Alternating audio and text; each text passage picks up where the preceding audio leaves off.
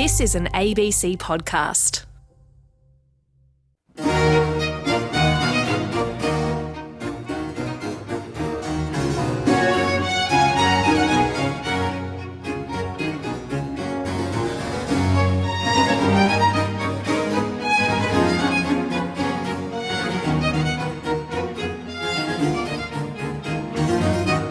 And Giuseppe and the boys welcome you to what I think will be a particularly intriguing Late Night Live, a Shapiroette shortly, where we'll be looking at, damage control concerning both the hurricane and, of course, Biden's rather botched evacuation of Afghanistan. And we're also going to look at a really strange story about Australian crocodiles and East Timor. We've got a very bad track record, the things we've inflicted on the East Timorese with Gough and others siding with Indonesia in some of the worst political decisions of the era. And then, of course, we sent Alexander Downer in their general direction. Well, now there's a possibility, in fact, more than that, a probability that we're exporting crocodiles from Northern Territory, that they're swimming the almost 500 k's to East Timor, where they're really causing a lot of problems. There's been a more than 20-fold increase in lethal attacks in East Timor, with crocodiles killing people at an unprecedented rate of one a month. I always had a lot of time for Anwar Ibrahim. He's been on the program a few times, and as has his wife and indeed his daughter. And I thought he'd be a shoo-in to become the next Prime Minister of Malaysia. In our country, of course, the shelf life of a Prime Minister is only slightly longer than that of a jar of yogurt, and it's not much different in Malaysia, where they've just sworn in their third Prime Minister in 3 years, but it's not Anwar. Anyway, we'll find out what's going on in the Rubik's Cube of Malaysian politics a little later. But first, be upstanding for Bruce Shapiro, Executive Director of the Dart Centre for Journalism and Trauma at Columbia University. And yes, the theme tonight has to be damage control. First of all, you and the hurricane. A report, please. Well, at this point on going into Thursday and into Friday, all of the weather forecasts had a gigantic, humongous storm, Hurricane Henri, coming up the Atlantic seaboard. And if you is humongous a technical term? It is absolutely a term in weather science, and there are these things called these spaghetti projections, where all of the different models are put together in little spaghetti strands on a map. If you follow the spaghetti strands for Hurricane Henri, they came together in the knot approximately over my house in New Haven, Connecticut. This was scheduled to be the first direct hit of a hurricane on the southern New England coast in 35 years. And on Friday, we were receiving these texts from the National Weather Service that really sounded like the zombie apocalypse was coming. Talk of massive, massive damage and neighborhoods underwater, and remember, New Haven, where I live, is on the Long Island Sound coast. Long Island Sound is normally a fairly placid body of water, but it has tides, people, and you can get flooding. And anyway, the storm was barreling up the coast over the weekend, and then suddenly took a little bit of turn for the east, lost a bunch of its punch, settled on Rhode Island instead of Connecticut, and mainly dropped a whole lot of water at much far diminished power than thought. So I'm glad it's lost a lot of its punch. Yes, although we should say that punch. you said. On the other hand, there was also massive flooding in the state of Tennessee that has killed more than 20 people. And this was not a result of Henri. This was other late summer climate change, drenched ground, couldn't absorb any more water, overflowing of rivers. And it's created a very unexpected swath of destruction right through that crucial part of the Upper South, and that turned out to be the sort of the big disaster area of the weekend with really large loss of life and a reminder that we may evade a particular storm, but the destructive impact of climate change clearly is with the U.S. There is no part of the country that is immune. Nonetheless, it speaks to the power of prayer. I've been praying ceaselessly for you, Bruce, and this is rather difficult for an atheist, so I feel that my efforts have been vindicated. Okay, let's go into damage control for Team Biden. Well, look, this has no doubt been a difficult week for the White House. The images out of Kabul of people crowding to the airport, falling, clinging to airplanes and falling and dying, have been really damaging. What's been really striking to me is, first of all, just how frequently the president has been moved to speak about this. He's now given one primetime address, two press conferences, this from a president who was really sort of limiting his direct access to the press, one national interview, and it's George Stephanopoulos. And it's striking on the one hand that the president remains quite resolute in his determination not only to get the country out of Afghanistan probably by the August 31st deadline, but that was agreed to by the Taliban, but in his defense of the decision-making process, his defense of his posture. Look, I think there's an awful lot of comparison to, of course, the last days of Saigon and the images of helicopters from the American embassy.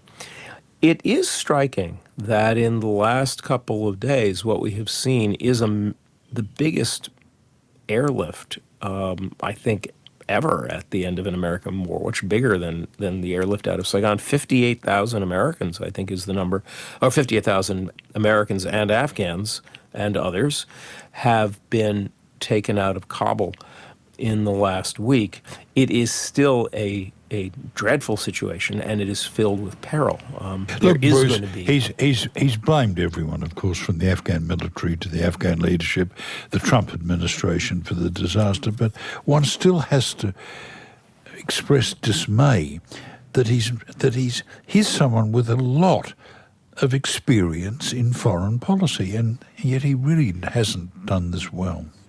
Well, look, from a logistics point of view, from a human point of view, the failure to plan, even to have a series of exit strategies clearly in place and well articulated so that everyone would know their role is a real failure. And I do think that in the long run, National Security Advisor Jake Sullivan, Secretary of State Anthony Blinken in particular are going to be answering a lot of questions.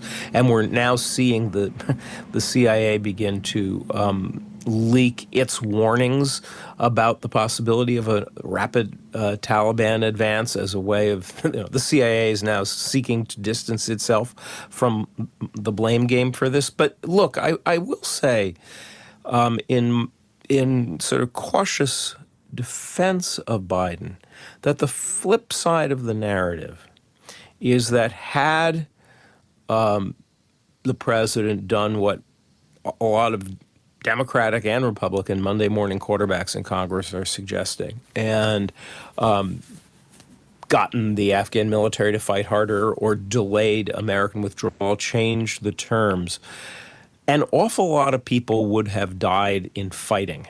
And, it's very clear, listening to Biden's articulation of the reasons for withdrawal, that avoiding the senseless deaths in fighting toward an inevitable end of the war was the uppermost thing on his mind. Now, of course, they are looking for ways of accelerating this airlift, of getting people out. It will be interesting to see if there is pressure to continue a kind of containment zone around the airport past the 31st. And if there are particular constituencies, for instance, journalists, human rights workers, who will be getting continued support. The big challenge is, of course, for anybody outside of Kabul.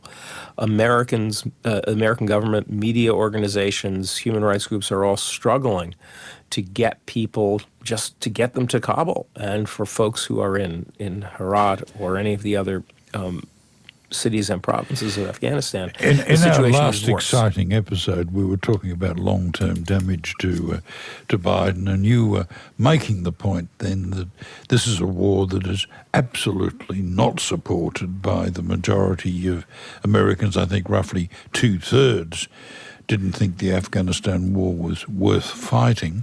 So I guess he's bargaining or betting on the fact that people will forget. Well, I think his poll numbers are down, right? There's the first polls that we've seen taken in the last couple of weeks do show that people are, troubled by this. This has cost him some support.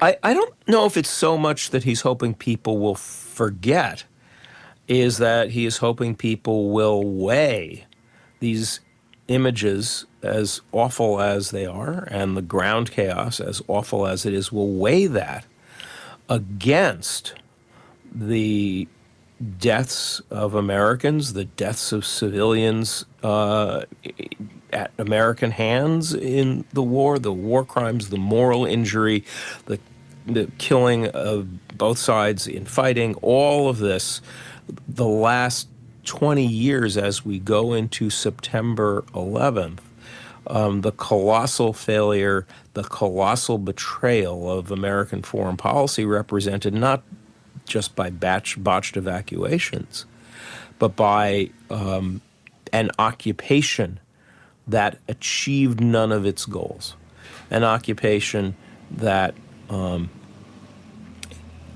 that itself is the betrayal of the people who were advanced through civil society over the course of it and so on. I mean, look, I think, and I will say this, there's a kind of collective hope or a collective delusion that all kinds of folks engaged in Afghanistan over the last almost 20 years now have harbored, a collective denial that this moment of reckoning would come. I think there's a puncturing of that delusion, which is much bigger than Biden, and the sense of blame to go around and the sense of betrayal that I think some Afghan allies will feel has to do with setting up expectations that no U.S. occupation was ever going to be able to deliver. That's what Biden is counting on, I think, is putting into his math, which seems to me fundamentally a moral one. I do think he's casting blame and is not being very self-reflective about what's on the ground and all that sort of stuff. But it does seem to me that he has trying to measure difficult responsibilities using some very difficult ethical calculus, and in a way that no American president has done in the face of this war or in the face of any war. Look, he's making a far more principled articulation for his reasons of withdrawal than Nixon or Ford ever made after Vietnam. Okay, and, now I had hoped to spend some time discussing your extraordinarily interesting census, but I want instead, we can kick that down the road a bit, I want instead to look at another possible issue of damage control, or the uncontrollable damage caused to Andrew Cuomo by him dumping his dog. It's usually the dog that does the dumping, Philip. Andrew Cuomo, governor, soon to be former governor of New York, has, in an entirely characteristic move, shot himself in the foot yet again by apparently abandoning his dog Captain in the governor's palace, leaving for a vacation at his sister's, asking staff if there's anyone willing to take take Captain. Once the story leaked out, the Cuomo team backtracked and said, well, he wasn't really looking to dump the poor Captain. He was looking to have someone take him short term. Since Cuomo's reputation for veracity has been thoroughly undermined, I think it's safe to say that the sort of narcissism and self-interest which got Cuomo into this mess is now being enacted on the figure of his poor canine companion. Well, let's face it, not even Donald Trump dumped his dog. Mind you, that was made easier by the fact that he never had one. Okay, let's go back to the census, the 2020 census. A very, very extraordinary document. Well, and this is the first data to emerge from last year's once in 10 years census. The key thing that it's showing at this point is that the majority of counties around the U.S. are browner than they used to be. And, this is put in terms of the country is less white and will this hurt Democrats or Republicans, or what's this going to mean? Hispanics are now the largest non-white ethnic group, et cetera. To me, the most fascinating thing in the census is the growing number of Americans who now identify as multiracial. Even in the census with its rigid categories, there is a much more complicated discussion of American identity going on at the community level. And look, this will have practical political changes. The census is what we use to determine legislative districts, congressional districts, the presidential electoral map. It will have changes at the local political level. A city like New Haven, where I live, is now far more Latino than it used to be. It's now the single largest block is people of Hispanic origin, African Americans. It's a less white city than it used to be. It's also grown. And you have some cities that have grown. Some cities like Detroit and the industrial cities of the Midwest have continued to lose their population. All of this is going to play out in politics at the state legislature level in the next year or so as Republican-led legislatures in many states try to draw districts that preserve Republican strength, even as counties have become more diverse and therefore presumably more Democratic inclined. It's no surprise that New York, Los Angeles, Chicago, Houston, and Phoenix are the bigger cities. But it is interesting to see the long list of industrial cities that are actually losing population. We had our census a few days ago, and a lot of concern involved religious identification or the lack of religion. Any data from your census? No, the census doesn't ask that. The census is somewhat, because it's a government thing, it's somewhat constrained by the Constitution. But, there are plenty of other surveys of American religious life which show that the kind of contrary polls. On the one hand, atheism is growing.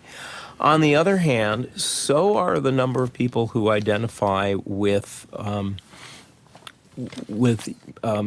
kind of non-sectarian Christianity. It's a very mixed picture, and even within demographic groups, you have a lot of argument going on. So, for example, when one thinks of Hispanic Americans coming from Latin America, you think of Catholic populations, but actually for a generation now, the Catholic Church has been struggling to hold on to Latino communities in the face of big incursions, both in Central America and here in the U.S., by evangelical Christianity. So, in religious faith, as in political alliances, a changing America is kind of moving in several directions at once. The country is in the midst of very rapid change. And the census, which was hobbled by coronavirus and hobbled by the Trump administration's determination to politicize it that ended up in the courts, nonetheless is, I think, capturing that sense of a country in motion. The work is not yet done. Bruce, thank you for that. Bruce Shapiro, our regular commentator on Matters American. A little bit of music and a new PM for Malaysia.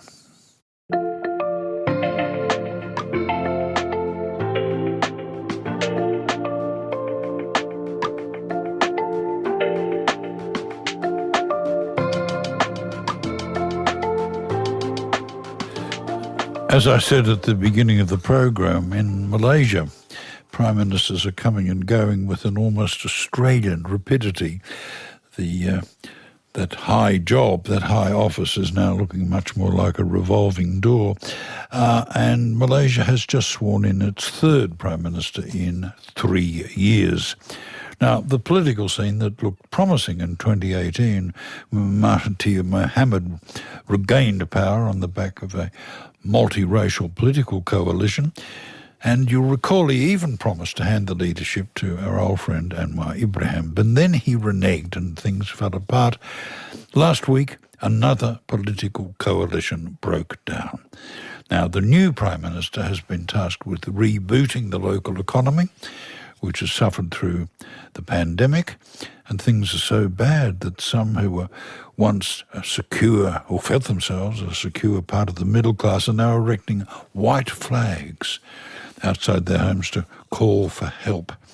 For more, we're joined by James Chin. James is Professor of Asian Studies at the University of Tasmania and the inaugural chair of the university's Asia Institute. James, welcome to our little program. Good evening. Would you be kind enough to introduce us to the new Prime Minister? Sure. So the new Prime Minister name is Ismail Sabri. He's largely unknown in the political system. He was first appointed a minister more than 10 years ago in 2008, but he has kept a fairly low profile, holding a series of ministerial jobs that were not very important.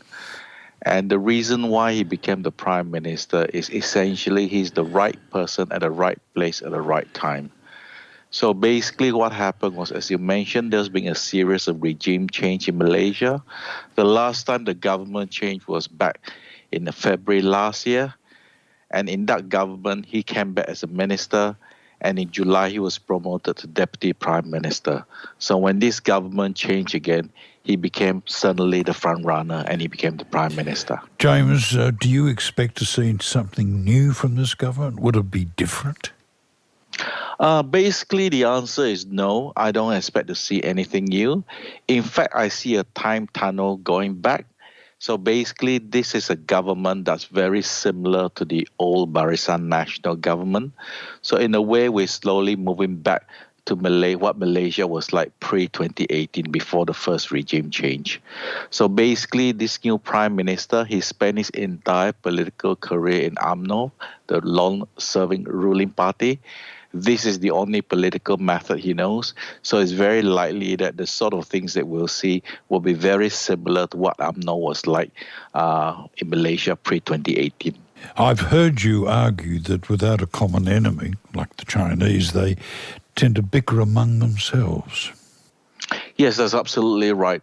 I think one of the things that, one of the great myths about Malaysian politics was that if the Malays are completely in charge, there will be political stability. They will treat the minorities better because they're not under threat. So all that has gone out the window after regime change last year. So last year was the very first time since independence that you had an all Malay-centric government. So last year, the three parties that formed the government were all Malay Muslim-based parties. Non-Malays were actually not allowed to join any of those parties. So essentially, all the Malays became the top-tier leaders in the Malaysian political system, and yet because they control all the levels of power, they couldn't agree among themselves, who was the big boss, and that led to divisions within the coalition, and we are seeing a new government today. James, is it a multi-level government? Is there a reps and a senate in effect? Yes, Malaysia has two houses of parliament, the upper house of Senate and the lower house. The difference is that the upper house consists of senators who are all appointed basically by the State Assembly and the King.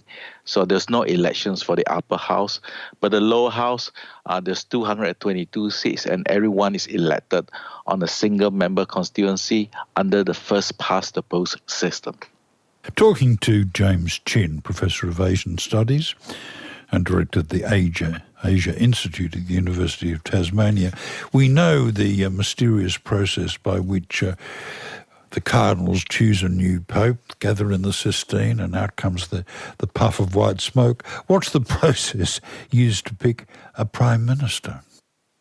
I think the process of selecting a prime minister is very similar to the way the prime minister is selected in Canberra.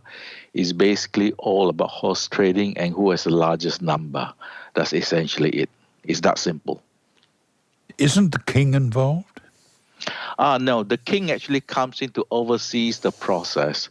And the reason why the king had to come in to oversees the process is under the Malaysian constitution, you're not really a king until you're officially sworn in by the king. So in this case, it was clear that because of the breakdown in relationships among all the major parties in government, and also the opposition saw that, this was an opportunity to try to put forward the candidates, the king had to come in to make sure that all the numbers were correct. So I misunderstood that. I thought the king had effectively picked him, held a conference with the 9 sultans, and then made the choice. Yes, well, the way it works is that the king asked every member of parliament to submit a statutory declaration about who they think the prime minister should be. So once he collected all the numbers, he held a meeting with the fellow sultans to discuss who was the leading candidate and whether that candidate was acceptable. Only after that, the prime minister is appointed. So in a way, yes, the king is involved in the process. He does pick the prime minister, but at the end of the day, it was actually the MPs who submitted the statutory declarations, and that was the basis for the discussion leading towards the selection of the Prime Minister. Knowing you were coming on tonight, my memory went back to a long conversation I had with Anwar Ibrahim, who during his first jail term for sodomy was only allowed access to a couple of books, the Quran, obviously, and the works of Shakespeare. And to my astonishment, James, Anwar became a very significant Shakespearean scholar. It's hard not to like a bloke like that, and I had hoped that the eternal bridesmaid of Malaysian politics might have got the nod this time. Was it ever a possibility? Yes, in fact, when the government fell apart, if you look at the sort of numbers that were circulating in Malaysia, Anwar had probably a solid number around 105. And on the other side, the governing side, they really had a number around 99 to 100. So Anwar had a lead initially, but the problem was that he could not secure additional support. You have to remember that Anwar in the Malay community is seen as somebody who is too close to the Chinese, the non-Malays, and also he's seen as too liberal. So that's the reason why the bulk of the rural Malays rejected him. Let's step back and look at exactly how this political turbulence came about, because for years Malaysia was thought of as a very stable country. Yes. So what we're seeing now is essentially the whole region is sort of stepping backwards. So if you remember 4 or 5 years ago, many people were talking about democratization of Southeast Asia. A lot of those countries were slowly turning around the corner. The most prominent example, of course, was Indonesia. Then Malaysia, the regime change. But today, if you look at Southeast Asia in 2021, you see that there's a regression of basically democracy throughout the region. The Philippines has a president who's stepping down, who's a bit, how should I put it, not normal. He went into the presidential election saying that he'll shoot all the drug dealers, and that's exactly what he did. You look at the military coup in Burma, you look at the instability in Thailand caused by the active participation of the king in the political process. So basically, I think if you look around the region, my argument is that there's no bright spots for democracy anymore. Even Indonesia, if you were to look carefully, right, Jokowi has really not tried to, how should I put it? He has not really tried to promote democracy ever since he came in. Let's look at the role, the continuing influence of the former and very problematic Prime Minister Najib.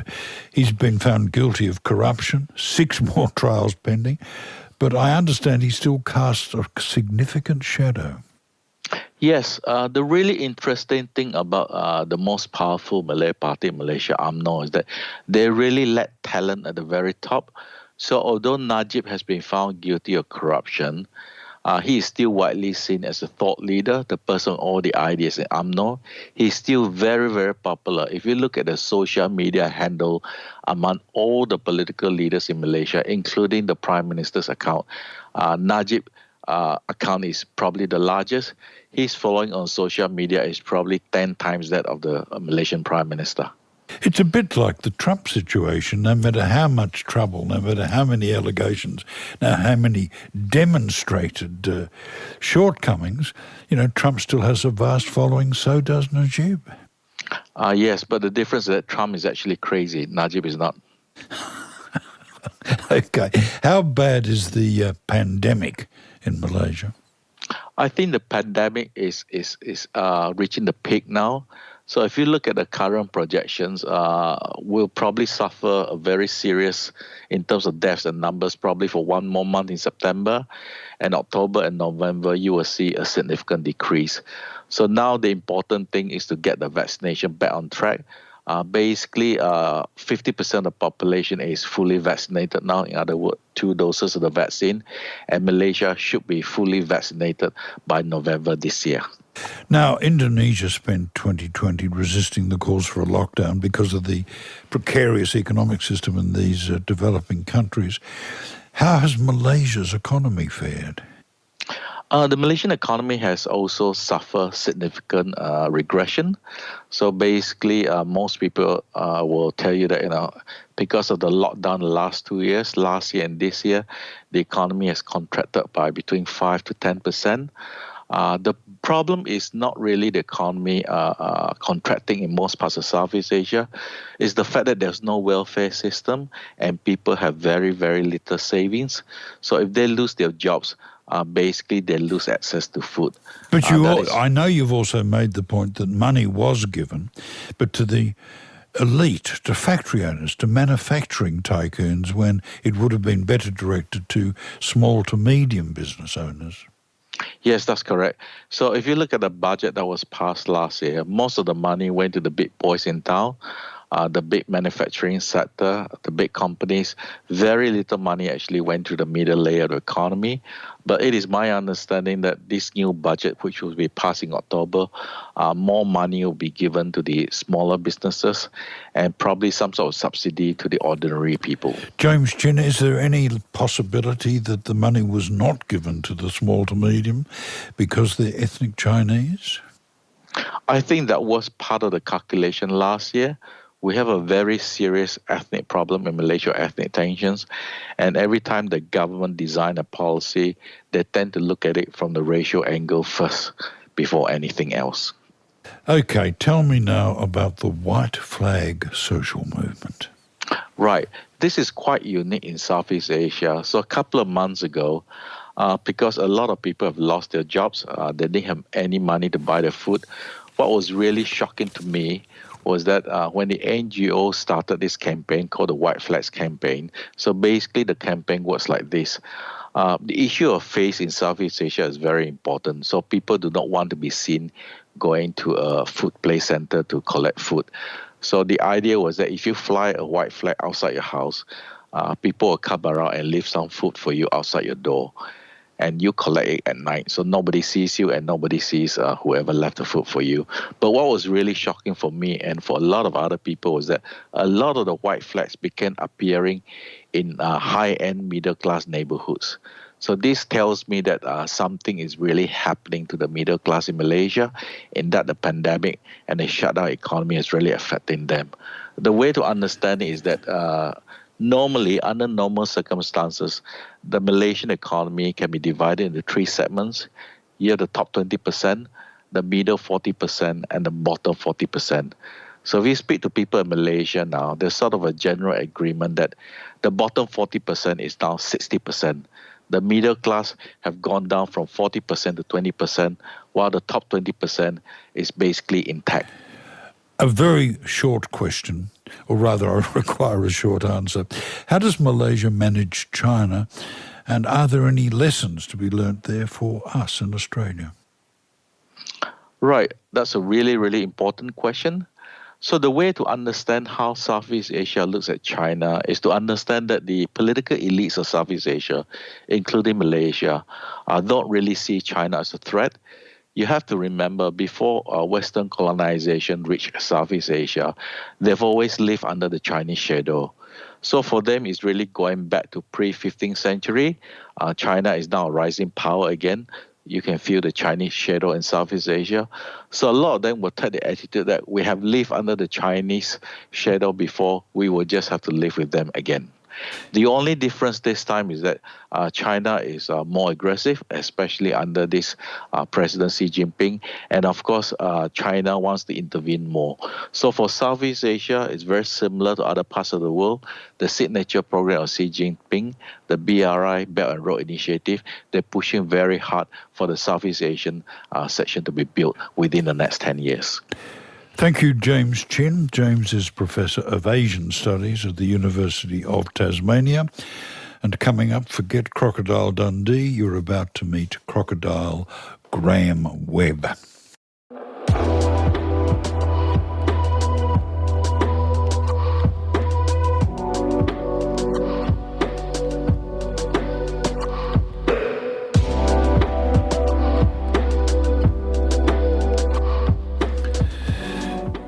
Graham Webb is a world-renowned Australian zoologist. He spent the last 3 years mulling over a sensitive question.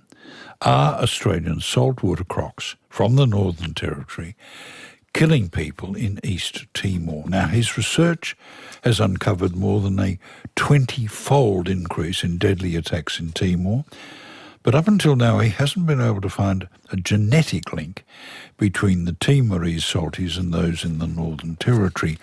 But Professor Webb and his colleagues believe more scientific work needs to be done to test the hypothesis. Graham, welcome to the program. Oh, it's a real pleasure. First of all, congratulations on your work over a long period of time in saving the crocodiles who were hunted to the brink of extinction, weren't they? Well, they were. In 1971, things were looking pretty grim, but they're not anymore. What's the wild population in the NT these days? We think it's about 80 to 100,000, which is similar to what we think it was in 1945, 46, when the intense commercial hunting started, That's a remarkable rebound, and so nowadays people are calling for culling.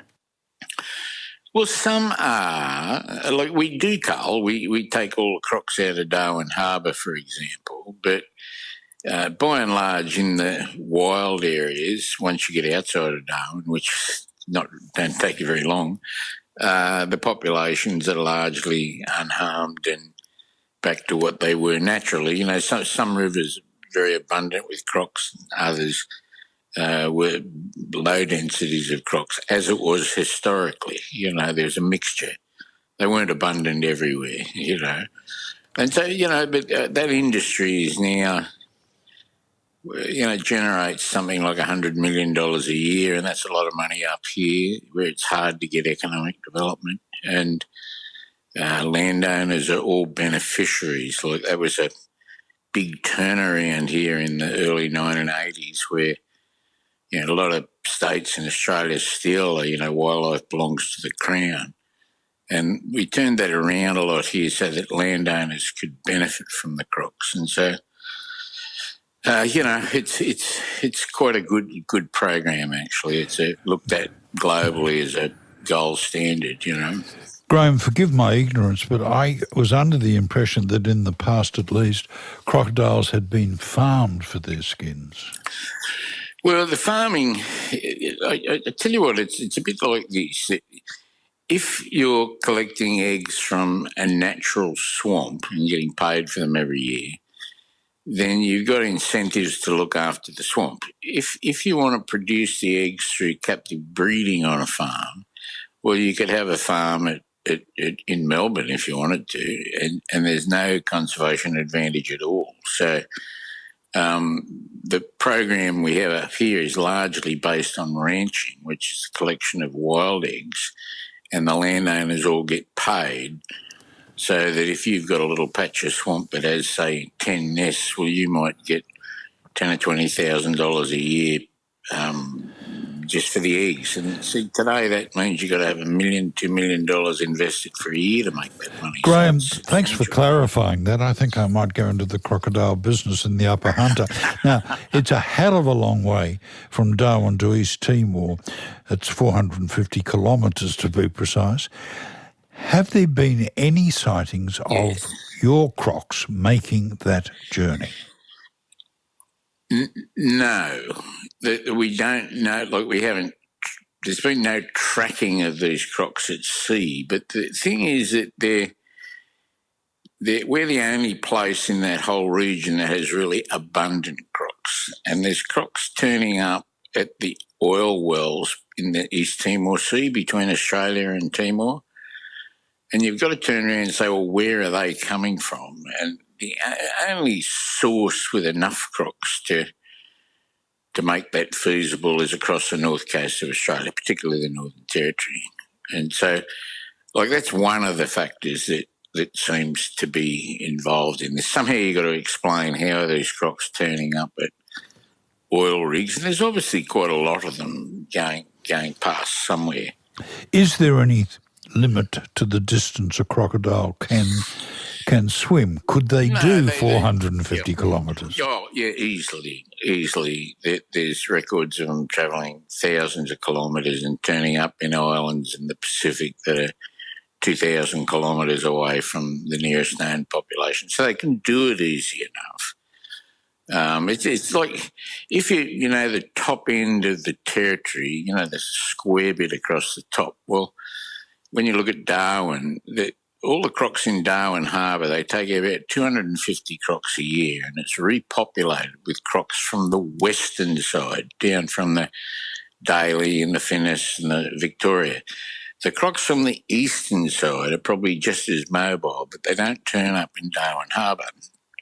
So when you look just at the map, if you're swimming across the north coast from east to west, when you get to Melville Island, you've either got to turn 90 degrees south to stay in the Northern Territory, or if you keep going straight, you're going to end up in East Timor.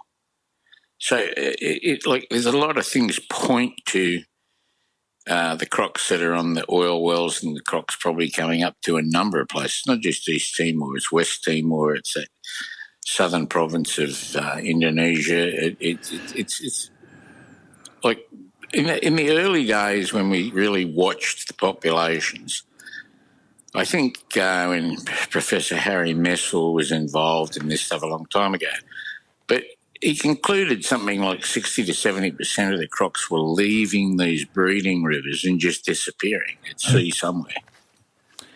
So it's just, there's no research going on this stuff anymore. So how many Timorese are dying in lethal crocodile attacks, Graham? Well, it looks like it's about one a month, and it's not.